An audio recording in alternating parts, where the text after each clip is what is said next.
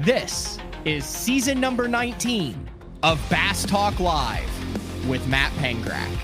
BTL is presented by Bass Cat Boats, Aftco, Strike King Lures, Sunline, Big Bite Baits, Spro, X-Zone Lures, Gamakatsu, The Bass Tank, Denali Rods, Pro Guide Batteries, Beatdown Outdoors, Shoreline Boat and RV Repair, and Omnia Fishing. Hit them with the hook, Jeffries. BTL coming at you. Good morning and welcome to another exciting edition of BTL Bass Talk Live, where we are going to talk about bass fishing, and we continue with our post-Classic week wrap-up, talking about all things that went down on the Tennessee River, Fort Loudon, and Tellico. I don't think much went down on Fort Loudon. I think it was mainly Tennessee River and Tellico. Back for the second time this year, the guys from Omnia Fishing. We got Polish Pete and Trevor Lowe that are going to break down all of the top lures that were used in the 2023 Bassmaster Classic, the details behind that. We had some really traditional stuff that was used. I was perusing through the top 25 lures from the Bassmaster Classic, and it seemed like the biggest difference amongst them was, well, we'll get into it with Trevor and Pete, but that a lot of different chatterbait or thunder cricket trailers seemed to be a lot. And then we had Schmitty was using some unique stuff, and then obviously the Z-Man Minnow with the specialty little jig head. So we'll get into all that. But before we do, if you guys remember last year, Adam Bartusek and myself, I believe I said that grammatically correctly. Adam Bartusek and I don't know. We did the St. Jude Dick Hiley Bass Classic up in Wabasha, Minnesota on the river to raise money for St. Jude. We did a fundraiser t-shirt earlier this month. Or I was actually probably last month. I was up in Minnesota for a fundraiser. We raised $4,000. 100% of that goes to St. Jude. And we are doing that again this year. I have the Bassmaster Open on Toledo Bend. Then I go to Bugs Island. Then I fly from Bugs Island to Minnesota because there was no way in heck that I was going to miss this for the second consecutive year. So I'm going to bring Bart in. Bart, you are actually taking care of some business, so you're not home, correct? Yeah, no, I am at Clam and Blackfish headquarters right now. I cannot turn this camera around, otherwise I will get in a lot of trouble. No, that's fine. That's fine. So I wanted to jump on here because it's that time of the year where we're kicking off, continuing or really ramping up our fundraising efforts. We basically have through the middle of April to do this. And we've got a couple unique things that are going on, and I wanted to get you on. I'm fishing this with you. 100% of these proceeds go to, like I said, St. Jude. I actually drove past St. Jude on the way back, the giant complex hospital that they had there right there in Memphis that I hope to get out to this year. But a couple big things that we have that if you guys have supported BTL, supported any of the sponsors of BTL, enjoy the programming, I really encourage you guys to help out in a small way with this and help support St. Jude. Something I've always wanted to do since being a part of BTL was have kind of, I guess, a unofficial, official charity to donate to kind of give back to. And St. Jude is that, definitely, especially after attending the Dick Hiley St. Jude Bass Classic last year. So where do you want to start out? You want to start out with the t-shirt, Adam? Yeah, we could do the t-shirt like we did last year. We had the t-shirt sales. I don't remember exactly how many sold. Do you remember, Matt? I remember like that was a bulk of our fundraising was those I think we did over 25, like right around $2,500 in t-shirt sales last year. Yep. And like Matt said, all proceeds from this from the t-shirt just go straight to St. Jude. We've already seen some people tagging us on Instagram posts, Facebook posts, and stuff like that. We appreciate it. Saw some at the Classic, I think, which was really cool. But yeah, getting more people out in them. We had a new design this year. I think it looks really crisp. And yeah. Absolutely. So $24.95. The link for that, direct link to the BTL apparel site to the fundraiser t-shirt, is in the YouTube description for this show. So if you're watching this, that direct link is in there for that. You can also just go to basszone.com, click on the shop BTL, then click on the apparel tab. You'll see it right there, the fundraiser. That all goes to St. Jude. Then the other way, if you're not a t-shirt person or you want to get in on the opportunity to get some more action, is we also have a direct link to the donation page. Now, this is set up for every team that is competing in the Dick Hiley St. Jude Bass Classic in May, correct? Yeah. There's a different page for every single team. This is our page. As long as you see the Bart and Bass Talk Live, and yeah, if you want me to dive into it, what they can do is... Yeah, I'm horrible at details, as any of my sponsors who have ever given me like a discount code or anything will attest to. So go ahead and give us the details on this. Yeah, I'll dive into it. If I miss anything, clean up for me. But when you get to this page, you can click the link. You'll see Bart and Bass Talk Live. You can click the Donate Now button. What Matt and I are going to do is we have a AFCO rain suit and a Blackfish rain suit. For every, did we say $20, Matt? Was that? Yes, for every $20. So if you donate $20, you will go to this page, make a donation. Make sure you have, so scroll up here, Matt. Make sure you have your first, last name, and email in there, so that we can contact you. What we're going to do is for every $20 you donate, you're going to get a raffle ticket. AKA what that means is once everybody donates and by the selected date we have, I'm going to sit down. I have a bunch of old raffle tickets from our event up north, and I'm going to sit down and write everybody's name on a raffle ticket. We'll draw it live on BTL. And the two winners will get brand new rain suits. Like I said, you can get an Endure or an Aspire from Blackfish, whichever one you want. I'll make sure it gets shipped to you, your size. And then Matt will have an AFCO one. Yep. Same thing to make sure you get it on your size. And then we'll draw that in the middle of April. So like if you donate $100, you get 5 raffle tickets. Yes, exactly. And then we'll do the drawing live on BTL. Yeah. How long are we running this to? Did we decide? I said middle of April. That kind of leaves it. I think.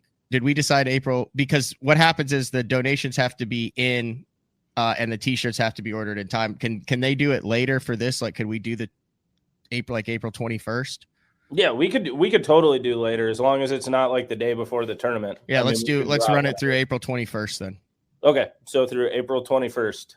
If you don't, every $20 you donate will get you a raffle ticket. Just make sure you have your first, last name, and email in there. And that is on the direct. That is on the direct, the direct donation link for this. I have some information on it. Like I said, in the March 29th BTL show description, there's a direct link for the t-shirt, direct link for that. So ideally, what we'd like people to do, buy a t-shirt, donate a couple bucks, have a chance to win the rain suit. And our first fundraiser, if you notice there, it says if you add it, it says we already have $4,085. That is 99% through the on location raffle that we did at Giesenbrauer Beer Company last month. But almost Giesenbräu is close. Those Minnesota names get me.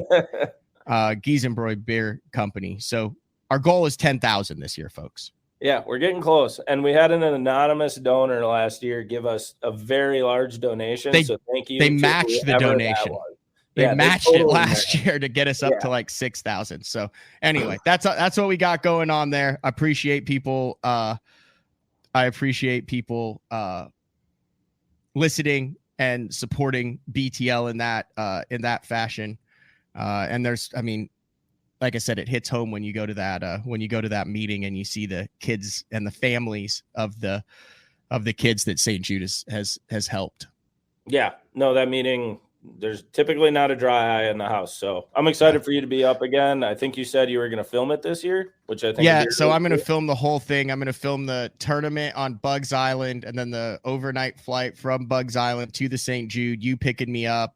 If I suck at Bugs Island, I'll get a day of practice. But we all know if you book a flight for Thursday, I'll make Friday. So then I'll have to move my flight, travel, fish for 2 days, then fly back to Bugs Island. Then I think I'm actually going to do a little filming with Marty Stone immediately after that. So sounds like a great weekend. All right. As Jeffries would say when someone was taking care of business. All right, Gordon Gecko. Geico or Gecko? I don't know. That's what he called some people. You're at business meetings, so I'll let you get back to your business meetings. Yeah, no, we're good. And for probably one of the first times in BTL history, you get a hop from one place in Minnesota to another place in Minnesota. You get to go talk to Pete and Trevor over at Omnia. Yes, and I saw Pete all over the expo this past week. Pete's always everywhere. That's one of the deals that I thought figured, partnering with a with a company like Omnia is I can take advantage of their statistics, numbers, and knowledge of the baits to kind of pass it on. Oh, for sure. They're great. You'll have a great all right, Bart. time. Thanks, dude. See you, buddy. All right, see you. All right, that was Adam Bartusek, the host of the Crappie Chronicles. And even if you don't ice fish, go check out his stuff on Crappie Chronicles. All right, let's bring in Polish Pete, Trevor Lowe, the guys that are behind two of the guys. You guys have a massive team over there that are behind Omnia Fishing. Thanks for jumping on BTL. Thanks for having us. Good to be back. Trevor, we've talked about this before. You've been in the Classic. But I did not see you at this Classic. Were you stuck in the office, or did you venture there and I just didn't happen to see you amongst the 942 people who attended it? No, I stayed in Minnesota. I wish it could have been there, but scheduling wise, it just didn't work out this year, but hopefully in the future I can make it back to another one of those for sure. Now, be honest with me here. Is it hard every time Classic week rolls around for you now, having been in it, knowing what it's like behind the scenes, being in the meetings, being one of the 53 guys who has a chance to change their life and go down in history? Or does it bring back warm and fuzzy feelings that at one time you were a part of that? Yeah, I think it does a little bit of both. Obviously, a lot of guys know that I zeroed at the Classic, and that still stings to this day. I would have loved to be able to hold up a fish at the Classic, but then again, just to experience it and see all the stuff, like you said, that happens behind the scenes. We're treated like royalty when we're there, and it's pretty incredible what Bass puts on for all the anglers there, all the fancy dinners and media day, night of champions, everything like that, and then obviously takeoff in the morning is pretty incredible too. So it's a little bit of both, but it's more good than it is bad for sure. Is that your Classic plaque behind you there? That is, yeah. Does that come off the wall? Oh, yeah. Like, can you stand up and get that and show the people what they give you? Or if it's like welded to the wall, I know how hard it is to get stuff straight. Cause like, look at my stuff behind here. Oh, there we go. All right. Show that off. Bang, right there. Geico Bassmaster Classic. That's freaking cool, man. There are not, there's only like 50 of those in existence. Yep. Yeah, that's about right. And it really doesn't matter whether you caught one or not. You're in the damn thing. Oh yeah, for sure. So I think Mullins zeroed this year. Yeah. It happens way more at the Classic. Yeah, and I shot him a message. I basically said, chin up. It's no big deal. You made the Classic, and you did. You did good enough to even get there. So that's good on him for that. Good deal. All right, Pete, did you enjoy your time in Knoxville over the last couple of days? I did. I pushed it a little harder than I should have, but you think I'd learned by now after going to all of them. But I'm tired. I'm recovering. But this is honestly my favorite Classic I've been to in a long time. I know the fishing was pretty grindy out there for people watching it from home, but I thoroughly enjoyed myself. This was a Classic to remember for sure. What made it your favorite?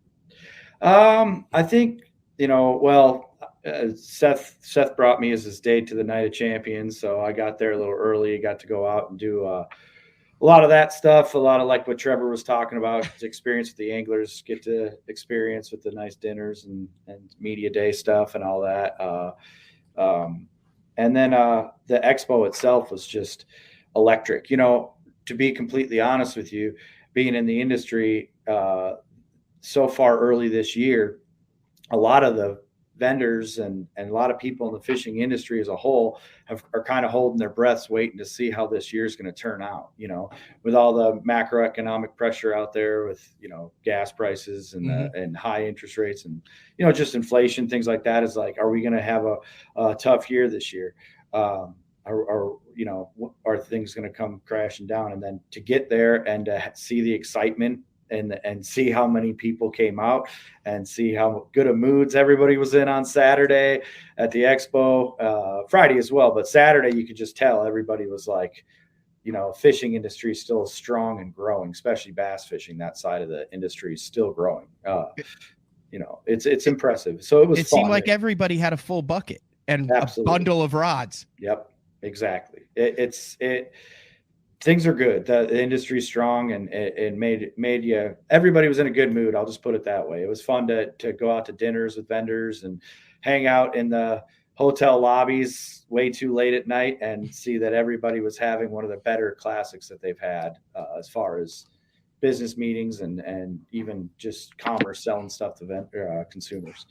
Your job there, I saw you talking with a lot of different vendors, a lot of people who are in charge of different companies with a lot of different baits. Like literally, I think I ran into you there were thousands of people there. I think I saw you like 5 or 6 different places throughout. You're always talking to the guy you could get the stuff. I'm assuming that's what you were doing is relationships, building it, working on new product, getting stuff to Omnia for people to be able to order, buy, and purchase. Yep, you got it. That's a lot of what we do. There'll be different things. The thing about the Classic, I'm not going to try and give up too much juice here, but the truth is, at the Classic, I've found it's a little less buttoned up than ICAST because it's a consumer show. Because there's not so many meetings for people in marketing or sales or anything like that. It's more about interaction with the consumer. People are a lot more relaxed. So for me personally, I've had more success doing program enhancements and getting my hands on new baits and things like that for Omnia at the Classic than I have even at ICAST, to be completely honest. Because at ICAST, it's so buttoned up and scheduled out. Like I have to be at this booth at 10:30, this booth at 11, this booth at 12:30 at ICAST, and you're really catching somebody from a vendor while he's in business mode, and he's going from meeting to meeting with other people that are my counterparts in the industry. So at the Classic, it's fun to just, sit back with Mike Valser and, talk about the tournament, talk about the industry and, and that kind of stuff. So it's a lot more relaxed atmosphere, and I tend to do better in that atmosphere. I hear you. Question for both of you. I talked a little bit with Ken Duke about this, editor, Fishing Tackle Retailer. It seems like the Classic is now used as a platform for new bait releases, just like ICAST is. Did you guys both see that trend continuing this year? Yes, it did. Not to get too in the weeds on it, I'll keep it short. But you're welcome to get in the weeds. We love the weeds here on BTL. That's what we do here. We go deep. Well, most of us in the industry have always kind of wanted that exact thing. Timing wise, the Classic does make more sense to launch new baits there because we're in the thick of the fishing season right now or around the country. Even though up here in Minnesota, it's miserable right now and cold and still iced up, our brains have switched to open water fishing and people are starting to buy fishing tackle. It's a lot better than in July where ICAST is, where a lot of the northern retailers for sure are starting to wean off their fishing assortments and go into their ice fishing mindsets and hunting mindsets and all that. And even down south, that's the hot, nasty part of the summer, and things have slowed down. So it makes a lot of sense to launch the baits in March. The tough part is sales are really strong right now. Luckily, knock on wood, I'm not complaining about that, but you're kind of guessing, and you can only get your hands on so much. For example, some of the vendors with new products, they cap you off because they're shipping them to everybody at 12 to 24 units of each color or whatever it would be. And you see success with it in the Bassmaster Classic and it's gone. And now you're just waiting for more of it. So it creates a lot of demand. It creates a lot of buzz this year more than ever. I never saw a year where we saw our sales affected more by a fishing tournament than this year. Say that again. I've never seen a Classic affect our sales or a fishing tournament in general affect our sales more than this year's Classic. So as stuff started getting caught on Bass Live, stuff started flying out off the shelves at Omnia. We sold out of Gussie's Smeltinator jig on Friday before Gussie won the tournament. So now, thanks Jamie Bruce and Brian Gustafson chipped us out an order on Saturday. So we won't have more of them till sometime this week. Hopefully today, hopefully tomorrow, whenever they get here. I don't have tracking on it, but it was crazy to see how many of the baits that were playing a role in the tournament, and just even baits that were comparable to the baits that the anglers were using. Week after week, since we're still a scaling business, we're only 3 years old. We had a record weekend for sure, and we were pretty beat up when I got in here yesterday from the Classic. That's the jig head right there, right? Yep, the Smeltinator. You got it. All right. So that has been, and that's what is that a 1/0 Gamakatsu in there? And that one, the one Gussie was using was a 3/8 ounce with, I think, a 2/0. But I'm not 100% sure what hook size. I'll talk to him. I feel like Jamie Bruce does Jamie Bruce fish the opens? Yes, he does. Yes, he does. I was telling Ken Duke this. I'm positive he was next to me at a boat ramp on Cherokee and was like, hey, I make the jig head, me and a partner or whatever, make the jig head that Gussie won the 2021 event on. Exactly. And I was like, okay, that's awesome. And it was one of those things where I was practicing for an open, getting ready. And I was like, dude, yeah, I'd love to get you on to talk about what an Elite Series win does for your company. Right. Yeah. Cause that was like big. He won it wire to wire. It was like a big thing with that Smeltinator.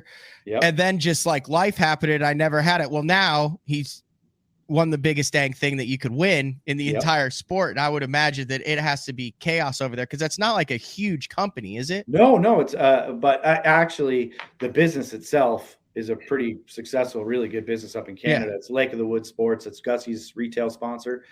And this is how cool the fishing industry can be. And when Gussie won on Teleco last time, I'm lucky to be friends with Gussie. So I called him while everybody else was trying to call him. And I'm like, dude, please get me that jig. Well, they weren't selling them in the States. They don't sell them. It's a Canadian store. And that's their private label jig. They made that thing, created it. Brian Gustafson did. And Gussie connected me with Brian and Jamie. And we were the exclusive retailer for it in the States anyway. And they can't make enough of them. I mean, the batch they got on the way here, for all your listeners watching, I highly recommend, if you're interested in trying these things out, I would go to the site and click the notify me next to the variants of the baits you want, and we'll email you when they get scanned in because they're going to be gone, I'm guessing, in 24 to 48 hours the minute they land, no matter how much they sent us. And I'm not even sure how many they were able to spare. But it's funny because Gussie's using the bigger one, the 3/8 to Demiki rig or moping, what we call it up here. These are out of my personal stash here. Hold on. Yeah. I have all smaller ones. I'll give a little juice up on this. This is the best little 3-inch swim bait jig head I've ever fished. So we throw this thing at like Sturgeon Bay, lax everywhere with like a 3-inch spark shad. And that's with the 1/0, like an 1/8 ounce 1/0. And for that like pendulum style swim bait fishing, this is the deal. I promise you. It's got the perfect hook in it. It's a killer little jig. So that has to be a dream scenario for someone like you to have access to it, to know the guy who makes it, to have a direct line on the hottest bait that now is probably hundreds of people are trying to get. When Gussie was leading the tournament the last time, I believe Zona or somebody there shouted out the baits he was using, and it was insane when we got him in stock to see. We were still a younger company. We're like 3 years into this, and to see, we have a site map that someday when you come visit us up here, Matt, I'll show you. But our tech guys have like a map of the United States up, and we can actually see the activity on the site all over the United States live. So to watch Tennessee and Alabama and that whole TVA thing light up in big orange ball. It's like it's a white map with a heat map kind of thing, and it just lit up because we were able to. Yeah, I would imagine like South Louisiana probably was like, "Oh, that's cute," and then just went on with their life. Yeah, you're right. It was like the smallmouth belt, and then like the TVA just lit up. It was pretty cool. That's awesome. Same thing with the Senate jerk shads that he was using too. Yep. Senate jerk shad. So luckily our buyer Jacob was on top of this one. We sold a ton of these things. And we actually have another pallet of them out back. They're pretty beat up now. They're about sold out, but the warehouse team's going to get through the orders and start plugging them in today. So that's another one. If you're after some of the Senate jerk shads, just click that notify me. You'll probably get emailed today, tomorrow, sometime real soon here with more colors and tons more inventory. Yeah, I mean, if you guys are if you guys are interested in that banana color, I think you got some of them in stock right now. Yep, you got it. But all the rest. And then, like you said, it's just down there that email me. Yep. Sign up and be emailed as soon as it's back in stock. There it is right there. Yep.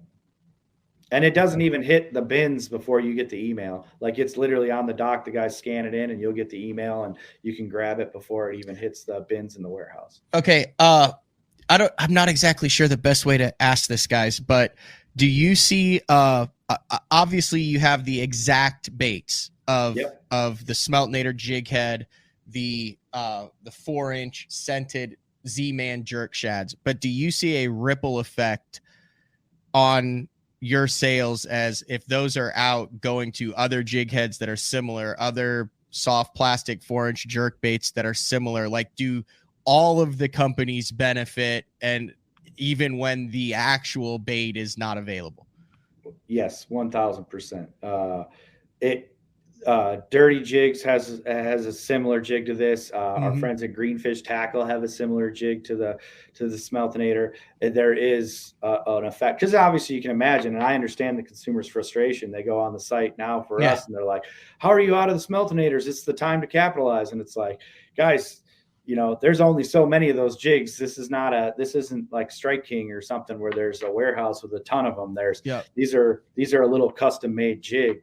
These guys have a hard enough time getting enough hooks to make these jigs from Gamakatsu.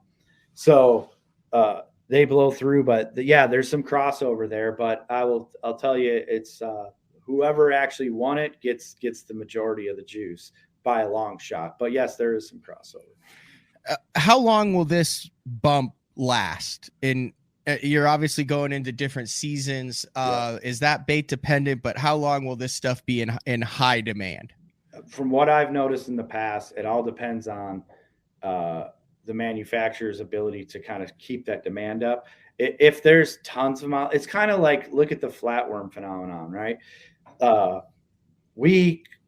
If they would have let us buy a truck of flatworms, we would have bought it. You know what I mean? I think some people did. Yeah, exactly. And that's, to your point, that's what happened.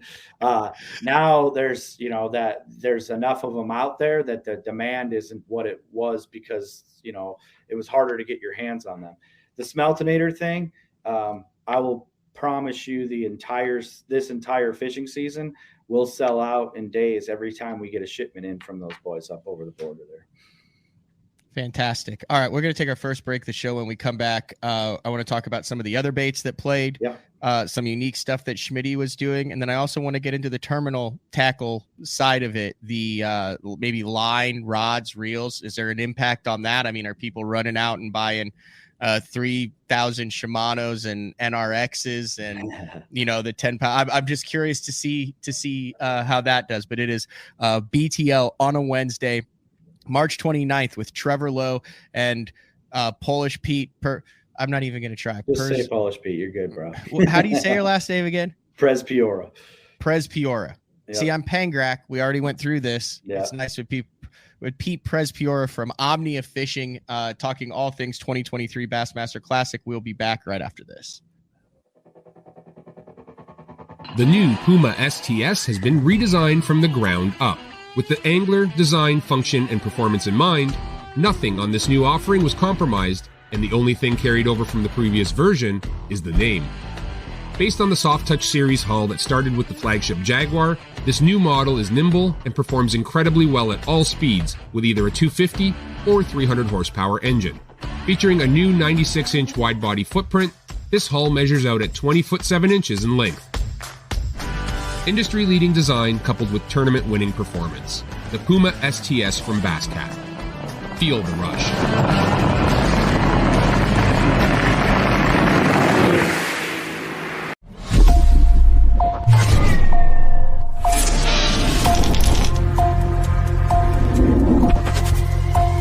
Everything you need, one legendary brand. Top on Strike King.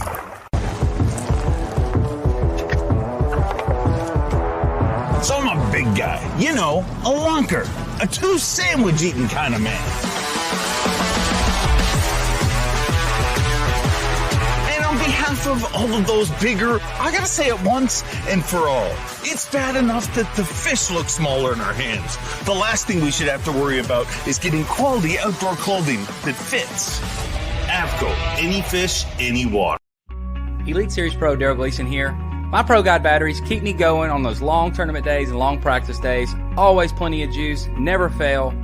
The best part about Pro Guide batteries, it's the people behind the company. They have over 40 years experience in the battery business, keeping all of us fishermen out on the water longer, catching more fish. Check them out at ProGuideBatteries.com. What's up, Bass Talk Live fans? Brandon Polnick here. And ever since I won a couple Bassmaster Elite Series events on X-Zone Lures, I've been getting a bunch of questions of what makes them so special and different. And really, the truth is, it's in the details. The little details, things like no cheap fillers in their plastic. That gives you more lifelike action, more realistic and vibrant colors. But don't just take my word for it. Go to www.xzonelures.com and check them out for yourself. All right, welcome back. BTL on a Wednesday, and I'm pulling up, I'm looking at Schmitty's second place finishing baits. Yep. Dude was using some weird stuff, Pete and Trevor. Yeah, he was. Like, let's just throw this on there. Is that a lip on the jig head right there? Or is that, what is the deal with that? Is that I'm literally just noticing that right now. Yeah, it looks like there's a little lip on it. Hold on, let me get over to it. He was dragging it. What the heck is that? Do you guys even know what that is? That's new to me. I just literally saw that right now. I've had vendors show me jigs like that, but I haven't had any demand or bought them. Look at that. That looks like something you drag on the bottom and it'll pitch the worm's tail up. But then he was also throwing it on the Missile Baits Magic Worm, I believe. Yep. And then I've heard about this stuff, whatever this little plastic. I mean, it looks like it looks like if you're listening to this, what is the electrical thing that you like crimp together that has? Yeah, it's connector. Yeah, it's like covering a fuse. Yeah. Mm-hmm. Yep. I know they're pretty wild. We actually, it's funny because last week, our digital merchandiser, Joe Panessa, he had the pages being built. He's lifting the pages because we ordered them unaffiliated with this tournament or whatever. But we've been watching, the guys sent us a bunch of information on it a few times. So we'll have those probably here pretty quick too. But yeah, you corkscrew it into the end of like a salted plastic that doesn't float typically, and it'll float the end of your worm up. And that's a dude where you're like, all right, we saw that. Now we have to go figure out how the hell to get it. Kind of looks like a highlighter cap, to be honest. It does. It looks like the end of a highlighter cap. You're absolutely right. Mm-hmm. And then, like I said, look at that head. That almost a classic winning bait right there, folks. Yeah, I know. Yeah, we're gonna have to dig into that one. I'm glad you pointed that out. I did not. Someone said jawbreaker. Gotcha. Jawbreaker. Fitting name. Yeah, that's a pretty cool little jig. You could tell exactly how you'd fish that too with that lip on it, like a square bill. It hit the cover and popped the end of the worm up. Yeah, the mini missile magic worms showed out for delivery yesterday to us, and all that showed up were the missile spunk shads. So hopefully today the mini missile magic worms will be in for the classic debut. Jaw dropper. It appears to be made by First Gen Fishing. I'm showing it. I don't care. There it is. That's the company that makes it. That's it, isn't it?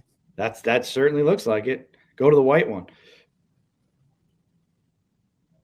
Yep, that was it. I bet you that was the one. Huh. Interesting.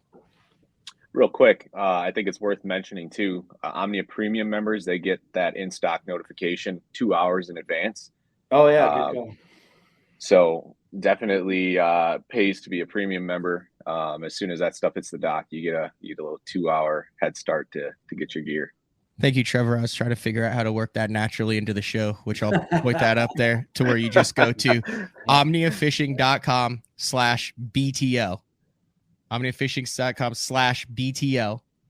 there it goes to a 15% off your first order. So if you haven't ordered from Omnia before, you just use code BTL, capital BTL 23 on any of this stuff.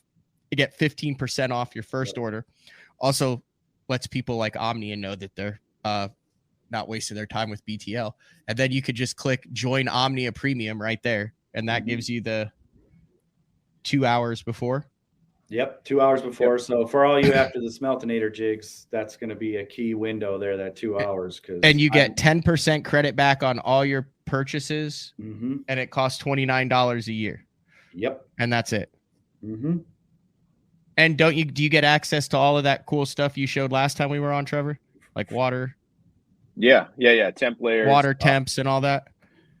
Yeah, our temp tracker on our map, and then also it's free shipping on all your orders with no minimums. So yeah, no minimums. You buy 1 bag of Senkos, we ship it for free. Yeah, if you guys are going to do it, go to omniafishing.com/BTL, and then click through those links. Since we did a little business there and snuck that one in too, I caught the last commercial there on the break there. X-Zone brand wide, even including the new Stealth Invaders that launched at the Classic. Oh, you have those? Show those. I saw the picture of them. Open those up there.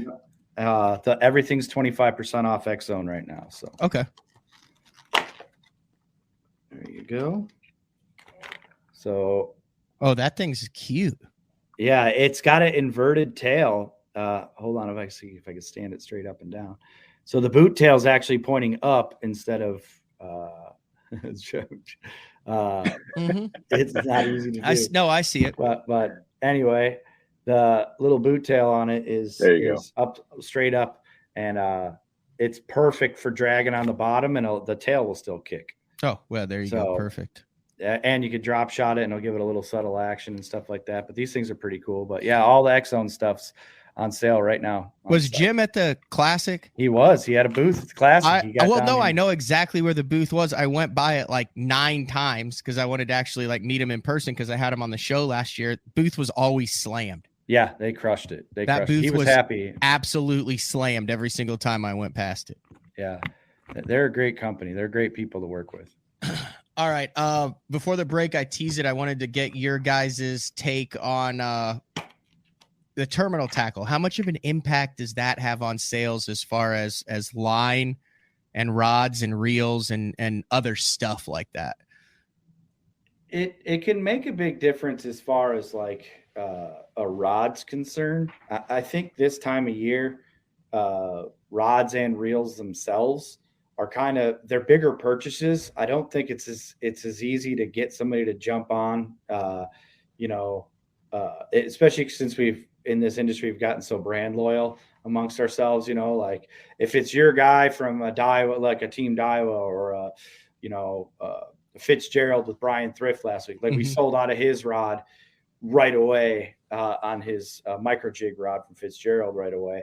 But overall, this time of year, this is the time of year where people make a lot of those bigger purchases. So I guess to your point, I don't see the big lift in durables as I see in consumables. It's the baits. Baits are driving this right now. But that particular model of whatever rod or reel the Classic winner or whoever got the Thunder may be using, you will see a lift in that particular model. So this is interesting. I have to be careful with this. I have the man, the myth, and the legend, Ken Duke, sent me this in big, bold letters at the top. It says, Matt, do not share this document with anybody. But one of the things that it has is like winning rods and all that stuff by year. And it's interesting when you look at the list, especially since they've moved in the 2005-2006 season with the crossover to the early spring, how much more spinning rods have played prominently in the last several classics. I mean, it was like no spinning rods for the longest time. If you're looking through here, it's all like flipping, graphite cranking, fiberglass, flipping rod. Like Woo Daves in 2000 shows up with a quantum spinning rod, but everything around it, Dion Hibden in 97 used a spinning rod, but everything, there's a lot of bait casters. A lot of bait casters in here. And then you kind of get down into, Gussie primary. I mean, he used a spinning rod all the time. Jason Christie with that, primarily a spinning rod. Jordan Lee spinning rod. I'm trying to think of who else. But those are the three. So there's 1, 2, there's Casey 3 Ashley. right there. Yeah. Casey Ashley caught some on a spinning rod. So I just think it's interesting that the spinning rod is getting a lot more. And then in coordination with that, the spinning reel. Do you see guys that are willing to spend more money when it comes to spinning tackle on a high-end rod or a high-end reel? Because I think that's an interesting dynamic, because you talk to some people that are like, hey, you need to spend the money on the rod that has the right taper, the right action. Then you have other people that are like, it doesn't matter on the rod. You need to spend money on the reel. And then in the reel, you're paying for the drag system on that reel primarily. Is that a fair assessment? It's a very fair assessment. I would say the general consumer base is exactly like that. And if you talk to, like, you go into a retail store, bait shop, talk to a good angler, if you're looking for advice, typically you hear the people say that, right? Get a really good rod that's going to boat the fish for you, and it's got the right action, all that stuff. You'll feel more, and, you know, don't go nuts on the reel. Now, where I'll counter argue that is just from my previous job before this one, and now in this seat even more. When I talk to traveling tournament anglers, and I mean, like, you know, AAA and up tournament anglers, I think they hit the road. They go up into smallmouth country, or they're in spotted bass country. They have a couple tournaments, and all of a sudden they're hitting you up saying, what's the best spinning reel with the best drag you can get me? And so I've sent a lot of the touring pros high-end spinning reels over the last, I'd say, 5-6 years. It's been a trend where you see the higher end spinning reels starting to be a little bit more prevalent on a hardcore tournament angler's boat. I say that because one of the other things that's in here is the winning line, and obviously Gussie was using a mixture of braid to fluorocarbon, but there have been a number of 10-pound test lines that have won the Classic. It's shocking. I did not realize how many, especially in recent memories. Jordan Lee, lightest line ever to win the Classic when he used the 8-pound, or Cliff Pace, in 2013, was throwing his jerkbait on 8-pound test fluorocarbon. But other than that, nothing below 10. But, you know, Gussie was using 10, Jordan Lee was using 8 and 10, Edwin was using 10, and I was like, boy, I figured that Gussie had to be the lightest line. But once it went to the cold, the jerk baits, the little flat side crankbaits and stuff, 10-pound test seems to be very popular, especially in the past decade in the Bassmaster Classic with so much on the line. So that would, I think, put a lot more emphasis on your rod, reel, and line selection when you're using such light line. Yeah, it's weird when you see the pros orders come through. They order a lot lighter line than I use, so that tells you something. Really? That seems to be a trend, huh? Yeah, they'll run a lot of 12 and down, you know, but, you know, where I basically run 12 and up for everything. Ooh, I missed that. Woo Dave set all the records. He was throwing 6 and 8-pound Stren mono. He won that 2000 Classic on 6-pound mono. Yeah. Yeah, that's by far the lightest line. They and Dam used some on the jerkbait, and wow. All right, other baits and techniques. I did notice a ton of bladed jigs play in this year's Classic. Yeah. So let me interrupt real quick and just pose a question to you, Panger. Just based on our fishing reports, we did see a lot of crossover in terms of, you know, which baits and product techniques were reported on, you know, that Tennessee River area, whether it's Tellico, Fort Loudon, Douglas, that stretch. You know, I'm curious to see if you can name. I know what the top 5 list is in terms of techniques reported during the spring on that stretch of river. I'm curious to see if you can hit those 5 techniques. Okay, let's see if we can do it. One, I think, would have to be a flat side or a balsa bait of some crankbait of some kind. Yep, that would have to be one. I would assume one would be the Demiki moping, the way that Gussie won with. Surprisingly, that isn't on the list. A Demiki rig is not on the list. Yeah, that doesn't surprise me at all. Wow. One would have to be a small swim bait, like a 2.8 inch, or a 3-inch swim bait. It's not on the list either. Not on the list. A jerkbait?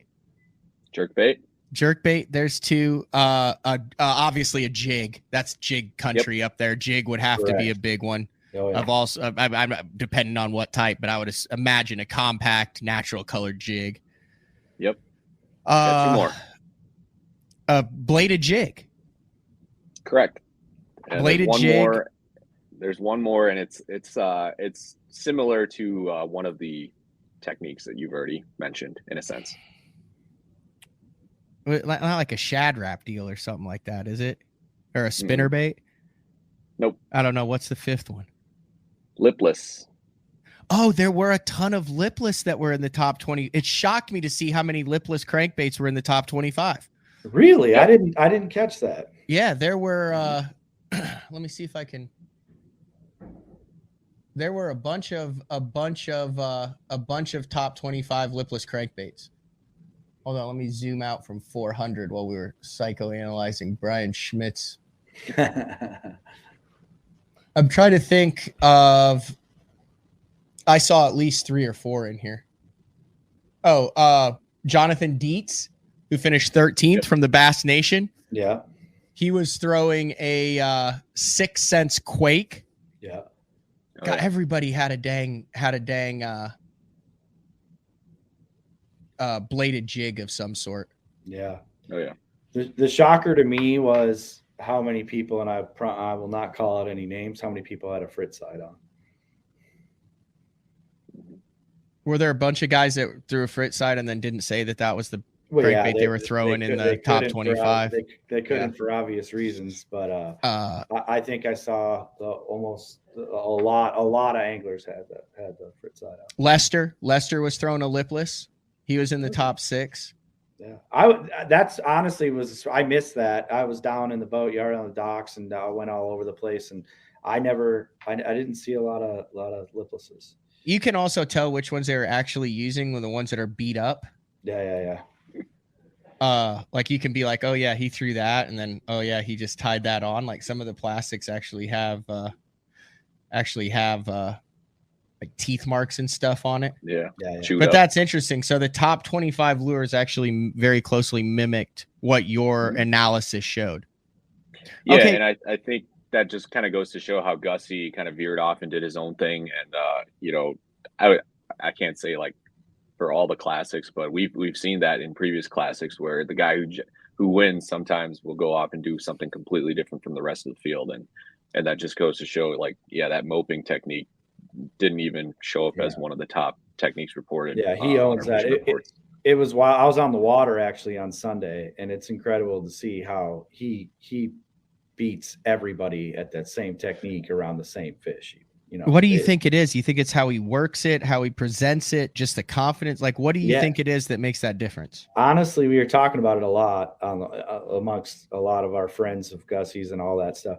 If you really think about it, I mean, honestly, of all the anglers on the Elite Series, what angler has fished straight up and down more than Gussie? I mean, Gussie ice fishes all winter too, straight up and down. He knows how to hang a bait in front of a fish's Paul face. Mueller.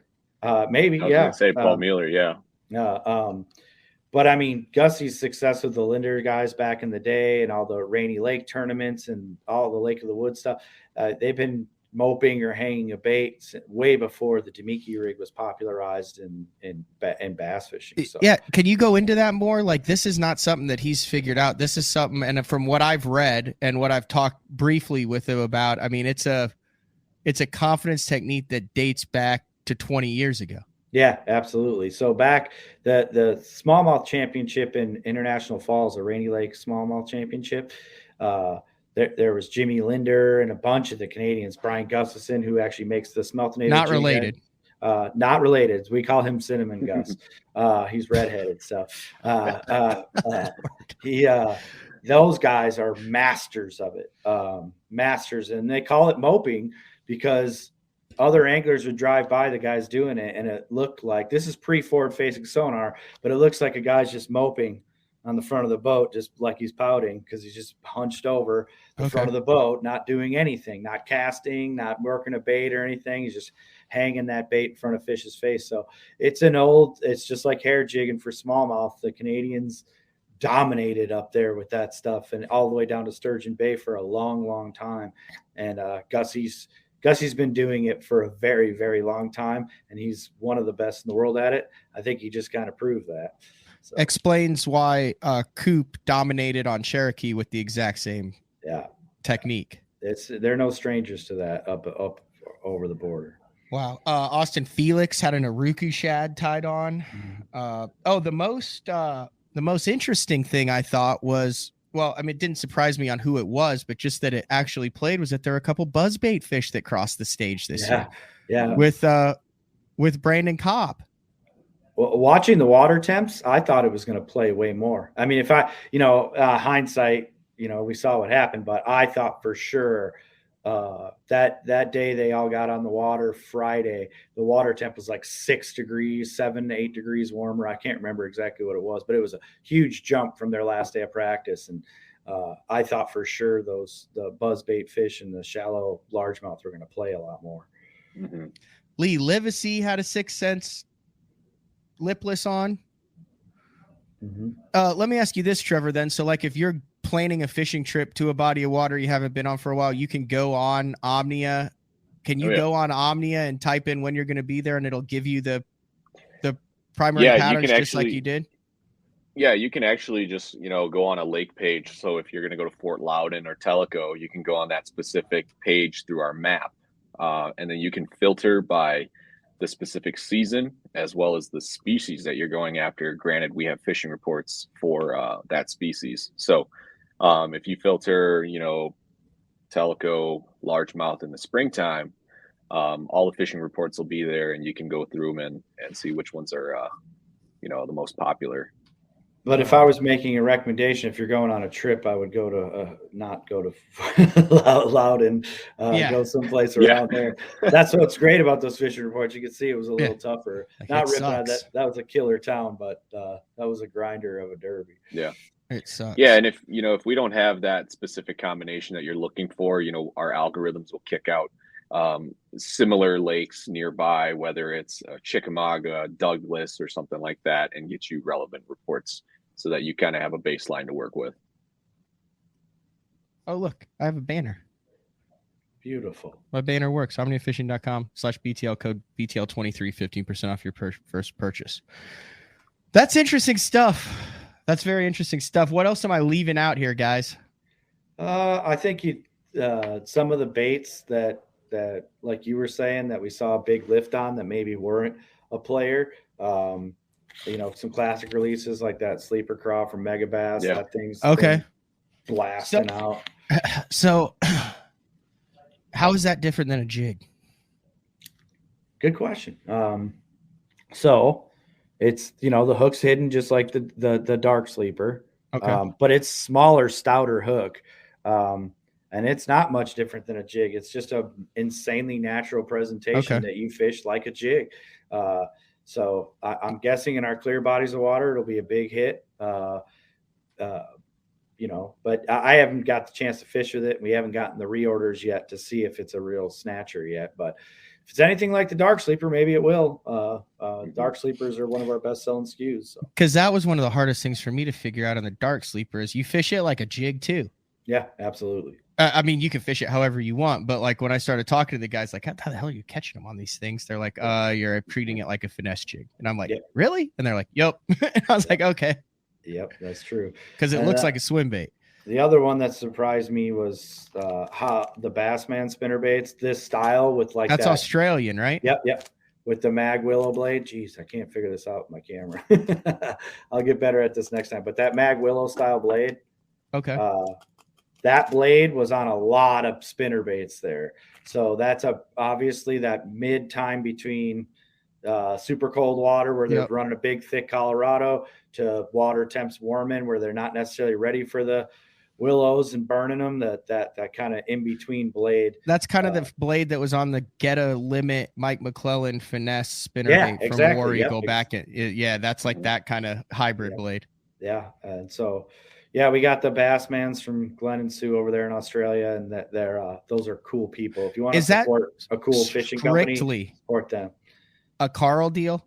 that the reason anybody in America knows about that is that brought over because of Carl's 100%. affinity? It was Carl's first sponsor when he was 15 years old. And so when Carl moved over here, he was trying to get them in some stores and get them around. And so he actually connected myself with Glenn and Sue. I got Glenn connected with our with my boss, our COO, Chris Morgul, and he got him set up. So we bring in all the Bassman spinner baits and kick them out to everybody. So, all right, got any other goodies over there?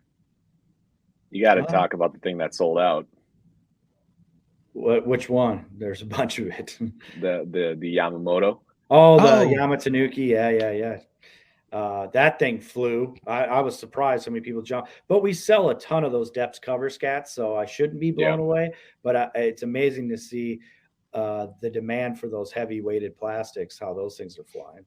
And were they one of the original? They were the original. They were one of the originals over there, but everyone's like, "Oh, they're copying it." But that's just because we're dumb in America and don't realize that stuff exists outside of America. And if you'd paid attention on the international stage, you'd realize that was getting copied. Just like if you want to trace the origins of a mag draft, it's a very interesting journey. Yep. Yeah. That's what they're telling us anyway. I don't know. Okay. It's either great brainwash marketing or I kind of tend to believe them. You know, they're pretty good at what they do. Those baits have been out in Japan for a while, those style of baits. So, but yeah, that thing flew. That thing absolutely flew off the shelves. I was surprised how good a job they did building that bait up. Good stuff. Anything else, guys? Nothing off the top of my head. Just remember all that X-Zone stuff's 25% off right now, and go check out premium. How long is that 25% off for? I believe it runs through this weekend. But that's like I want to say it's through Monday. That's everything X-Zone? Everything X-Zone. Everything. Wait a second. So all that 25% off. The Swammers. Yep. The Adrenaline Craws. Yep. The Hot Shot Minnows. Yep. That's been a big seller, hasn't it? Yes, it has. Like big seller. Yep. That was last year's classic release, I believe. Yep. And that I think is also what Cooper was putting on his Demiki style rig. Yeah, Jim does a very good job listening to his pros. Very, very good job. Keeps a small pro staff too. It's like yes, he does. Coop, Carl, and Brandon. And the slammers, finesse worms, all of it, all the stuff there, 25% off. Yep. There you go. All right, guys, I greatly appreciate the time. Trevor, Pete, it was good to see you this past weekend. Yeah, it was really cool to see you. Yep. And then we're fixing to get into a Western time of the year here because we're going to see, I think, some Elite Series stuff go down with some bed fishing, some BPT. We're going to start getting into some post-spawn, some offshore stuff. The top waters are going to start to come in. We're getting into the meat of the season. So, what is it? March, April. Can I get you guys back on in like June to go over the whole spawn, post-spawn stuff and then get everybody jacked up for smallmouth season? Absolutely. We'll see. That's my season right there. It is. Are you doing any guidance still out there? Just previous clients that reach out to me. Just on the down low. Nothing crazy. I like that Omnia hat too. I need an Omnia hat, guys. We'll send you a package. All right. That sounds good. All right, Pete, Trevor, thanks for the time. Much appreciated. Yeah, absolutely. Thanks, guys. See ya. All right. That was Pete and Trevor from Omnia. Interesting to kind of see how it works behind the scenes and how the ripple effect. I mean, you look at it, it's just a fishing tournament, and it is just a fishing tournament. But then you look at the ripple effect on how many people that affects in their livelihoods and their jobs just down the line, not only from, a guy like Gussie who wins it, who's now in the record books and has an Elite Series win and a Bassmaster Classic win, but then, the companies, the individuals, the distributors, the places like Omnia, the other companies who get residual impact with similar lures based on his win. It's cool stuff. All right, we're going to take our final break. When we come back, I'm going to yet again hammer home how you can help support St. Jude with the Dick Hiley St. Jude Bass Classic. They raised over $740,000 last year, and I think they just eclipsed the going into their 25th year, I think over $20 million on the Dick Hiley St. Jude Bass Classic. So we'll be back BTL on a Wednesday right after this. Are you looking to install your own fishing electronics? The solution is the Bass Tank Power Harness. It takes the guesswork out of installation. No more voltage issues or interference. Designed by an engineer so that you can get professional results right there in your own garage. Installation done right with the help of the Bass Tank Power Harness. You can feel confident knowing that your installation was done right. The Bass Tank Power Harness. Give us a call or order yours today at thebasstank.com. Get the best patterns backed by tournament data. Start by finding the best 10% of your lake. Know exactly what to look for and what to throw. After that, just put them in the boat. Try the Deep Dive app today. Look at that beast right there. Have you considered purchasing new electronics for your rig? The type of mounts you choose to protect your investment should be part of the decision-making process. No matter if you prefer 1, 2, or 3 graphs up front, Beatdown Outdoors has a solution for you. Adjustable, versatile, rigid, and made in the USA. What's your ultimate electronics setup? Check out the full selection of Beatdown Outdoors products by visiting beatdownoutdoors.com. Shoreline Boat and RV, dock rash, storm damage, collision repair, that deep scratch or gouge from trying to access that secret creek. Shoreline Boat and RV can get your prized possession back in mint condition and looking good on the water, fast. All repairs are done in-house, so they're able to get your boat or RV back to brand new, quickly. All Shoreline's work comes with a rock-solid warranty. Find out more at ShorelineBoatandRV.com, Kansas City, Austin, and Tulsa. Having confidence in your tackle while on the water is one of the main things to success, in my opinion. In the last couple of years with Denali, I've had just that. From anything from spinning rods, casting rods, tungsten products, even now to casting and spinning reels, I have the confidence to go out there and get the job done and know that all my equipment is going to handle it and do it just the way I want it.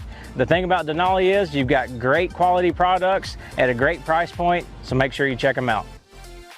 The great thing about the new Sensation soft plastics from Big Bite Baits, heavily scented, super soft, buoyant, comes in 7 great new shapes. I've got a couple of them of my signature series, the cliffhanger worm and the ramtail craw. Great for a flipping jig, football jig, swim jig, all that. Several other great shapes. Really excited about it. We've worked over the last year, catches fish all over the country, and I think it's going to catch fish for people everywhere you try it. The Spro Little John crankbait has been around for almost 15 years, and it is one of my go-to crankbaits whenever I need a fish in the boat, so you can never have enough new colors. That's why Spro's coming out with a handful of new colors, including Pearl Shad, which has this bleached out white look, but it's got this pearlescent, really pretty. We've got Copper Shad, which looks amazing in the water. It's got that purple flake on the back, really pops in the water. And then if you want some real pop, we've got Sparkle Shad, nothing but sparkles all over this thing. And then last but not least, we've got the matte Sexy Shad, just a really different looking color for a crankbait. So you want to give them a little different look, that matte Sexy Shad is definitely the one to go with. All these colors are available in the original Little John and the MD.